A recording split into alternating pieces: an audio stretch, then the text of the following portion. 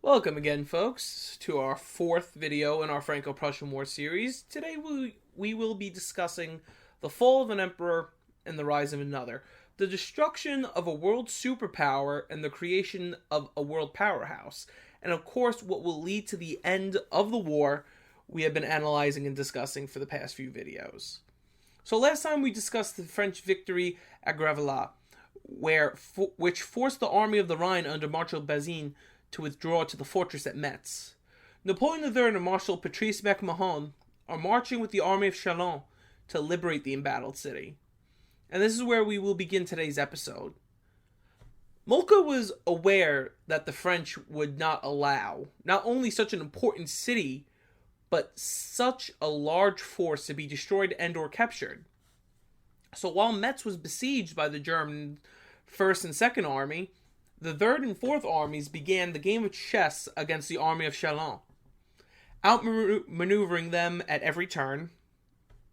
Napoleon demanded MacMahon break the encirclement at Metz, but the seasoned marshal realized it was impossible following his 5th Corps' defeat at the Battle of Beaumont on August 30th, 1870, and other small actions. MacMahon was left no other option but to withdraw to a commune on the border with Belgium near the Ardennes forest, where a fortress sat called Sedan.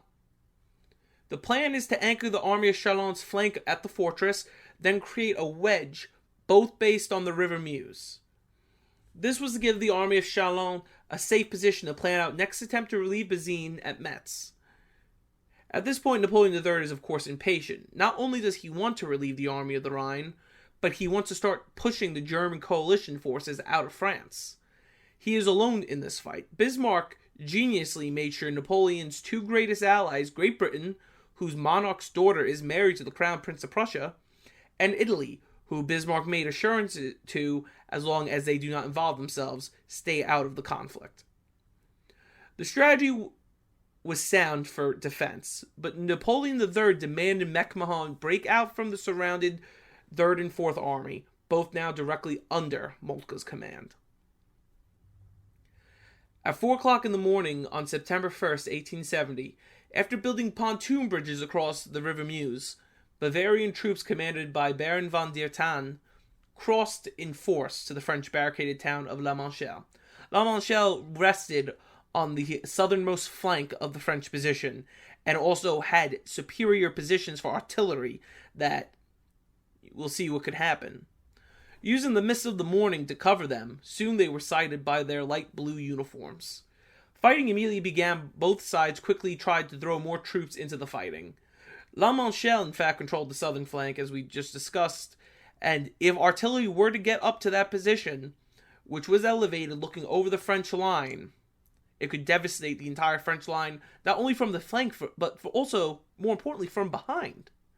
While this occurred, fighting continued across the field, slightly south of La Manchelle, where Patrice MacMahon was then made another casualty. He was wounded and taken off the field, and command of the army of Chalon was given to General Ducrot at 7 o'clock. Ducrot, seeing the situation undefendable, decided to withdraw. However, the government in Paris of the Empire had established General Wiffen as the correct successor to MacMahon. Wiffen refused to surrender the position at La Manchelle and ordered the troops to return to take the position. Though successful at first in beating back the Saxon and Bavarian infantry, the Prussians had already established their artillery at the town of Bazal. Now with their spearhead on the Meuse and holding Bazal, the Prussians flooded more troops in. Quickly, Wiffen's counterattack collapsed. By noon, French infantry was fleeing north, regardless of the brave charge of the French cavalry to control the situation. Now, throughout the early afternoon, Prussian artillery began to massacre the French infantry across the field, killing many soldiers who were now on a full route towards the fortress of Sedan itself. As shell after shell strike the French lines, one sole Frenchman stands alone as explosions go off around him. This Frenchman is indeed Emperor Napoleon III himself. Preparing for defeat, he decides to ride into the artillery fire with the sheer hope that one will hit and kill him. At 2 o'clock, the French attempt to stop the Prussian advance at Bois de la Grenée, but were defeated by the elite Prussian guard at 2:30, who swept in and pushed them out, capturing many. The German coalition forces was now gaining more and more prisoners as the time passed. Finally, as the day closed, none of the shells had killed Napoleon III. So he sent his aide-de-camp, General André Reille, with the following message for King Wilhelm I. Monsieur, my brother, not being able to die at the head of my troops, nothing remains for me but to place my sword into your hands of your majesty. A white flag was then flown above the city's fortress, and the army of Chalons was surrendered to the Prussian army, along with the Emperor of France. Metz would fall a month later, on October 27th. However, in Paris, following the capture of the Emperor and the defeat of the army of Chalons, the French government immediately formed a new government, in quote, deposing the Emperor.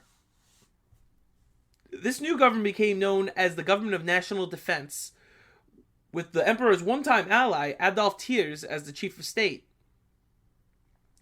Sedan is extremely consequential, as by 2 weeks later, the Prussian-led armies were now completely surrounding Paris, attempting to starve the city out. Bismarck now had everything he wanted. Paris was surrounded. The German states are drunk off victory, and the scene is set at the Prussian headquarters at Versailles. After almost 50 years of planning, his final victory was in his grasp. All the Germanic kingdoms and principalities were now completely on Prussia's side, supporting the King of Prussia and supporting what his chancellor, well, soon to be chancellor, has to say. Thank you again, everyone, for watching. Next episode, we will be discussing Bismarck's next steps, what Adolphe Thiers and France did to try to preserve even a little honor following this catastrophe of a war. Then we will also discuss the effects and ripples that this war would have throughout history, even to this very day. Thanks again for watching and learning with me. I love to teach and inform, especially subject not as well known as this. Again, as I've said in my other videos, this is a very consequential war that we don't know a lot about, but we're going to learn a little bit now. So please like and subscribe, and honestly share. That's how we get a lot of good traction, and we'll see you real soon.